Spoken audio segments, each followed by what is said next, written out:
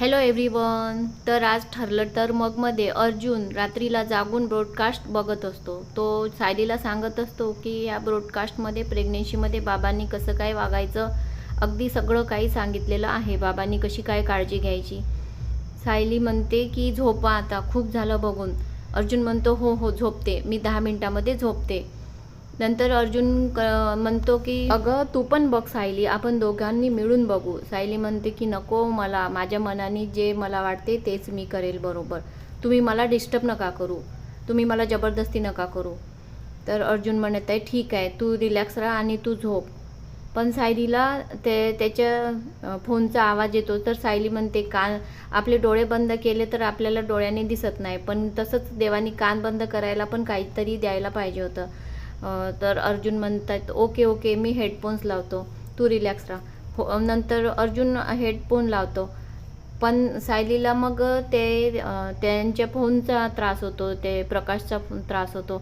आणि सायली म्हणते की तुम्ही झोपा. असं एका वेळी तर सगळे अलार्म लावता आणि एकीकडे असं तुम्ही डिस्टर्ब करता, झोपा चुपचाप. म्हणून मग अर्जुन झोपतो. मग इकडे बारशासाठी प्रतिमा येत असते. अस्मिता तिला म्हणते की तुम्ही एकट्याच आत्या, रविराज काका आणि सुमन काकू पण नाही आले, तर ते पुण्याला गेले कामानिमित्त.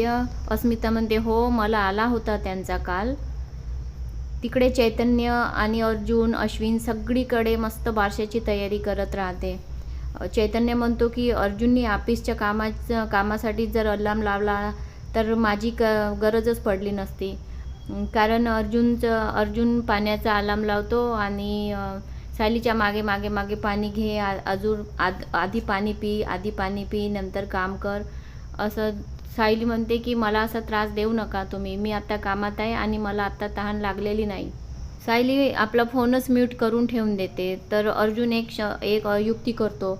अर्जुन कल्पना आणि प्रतिमात्या आणि प्रताप, चैतन्य सगळ्यांचे असे टाईम पाहतो आणि त्यांचे सगळ्यांच्या याच्यामध्ये अलार्म लावून ठेवून देतो. इकडे प्रिया त्या कॉन्स्टेबलला, लेडी कॉन्स्टेबलला पत्र लिहून झालं की देते आणि ते म्हणते की आज सुभेदारांच्या घरी पाठवून दे. तर लेडी कॉन्स्टेबल म्हणते की काय गं, तुझी एवढी काय जबरदस्ती, हे जाणार 10-12 दिवसांनी. तर ती प्रिया म्हणते नाही हो, तुम्ही माझ्या मुलाच्या मावशीसारखेच आहे ना, तुम्ही एवढं काम करा, तुमचे उपकार राहील माझ्याशी, मी हमेशा तुम्हाला आठवण ठेवीन तुमचे उपकारांची. तर ते लेडीज म्हणते की तुम्ही नाटक करत होते की काय. आधी ती कॉन्स्टेबल गेली की प्रिया लगेच म्हणते ही जर बाहेर भेटली तर मी हिला समोरसुद्धा उभी करणार नाही. एक साथ सगळ्यांचे अलार्म वाजतात. प्रताप म्हणतात की एक साथ सगळ्यांचे अलार्म कसे वाजत आहे, आणि माझ्याकडे तर नोटिफिकेशन पण आलेलं आहे की सायलीला अंड खायचं आहे म्हणून. तर कल्पना पण म्हणते हो, माझ्याकडे पण तसंच आलं आहे. तर सायली कमरेवर हात ठेवते आणि बघते अर्जुनकडे. तर प्रतिमा म्हणते की मी जेव्हा लहान होती तन्वी बिलकुल अशीच बघायची अर्जुनकडे.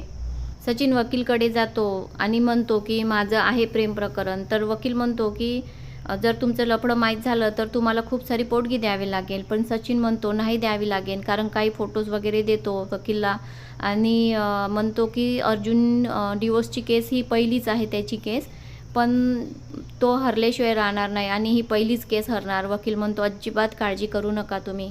इकडे सायली कानामध्ये फुर करून बाळाच्या स्मित नाव ठेवते. तर तिघीजणी तिला मारतात सायलीला. तर अर्जुन म्हणतो अरे कशाला मारतात तिला. पूर्ण आजी म्हणतात अरे अश्विन तू बोलायचं, अर्जुन बोलत आहे. मग अश्विन म्हणतात हा नका मारू तन्वीला. अस्मिताच्या बाळासाठी स्ट्रोलर अर्जुन आणतात आणि सांगतात की अस्मिताकडे पैसे नसल्यामुळे अस्मिताने ते वापस केले होते. प्रताप म्हणतात माझीच चूक आहे, सचिनमुळे मी फ्रीज केलं होतं अकाउंट, पण आता मी चालू करणार, तू काळजी करू नकोस. अस्मिता म्हणते की थोडेच पैसे टाका, कारण माझ्या बाळाला मी स्वतः वाढवणार आहे, आता मी काहीतरी करणार, काम शोधेल मी. इकडे अश्विन म्हणतो की तुमचं बारशाचं कार्यक्रम झालं असेल तर मी रूममध्ये जातो. सगळे त्याच्याकडे बघतात, याला काय झालं. अर्जुन म्हणते ठीक आहे मी बघते. तर आजचा ठरला तर मग मध्ये एवढंच होतं. Bye bye. उद्या भेटू नक्कीच. प्लीज लाईक, सबस्क्राईब, कमेंट नक्की करा.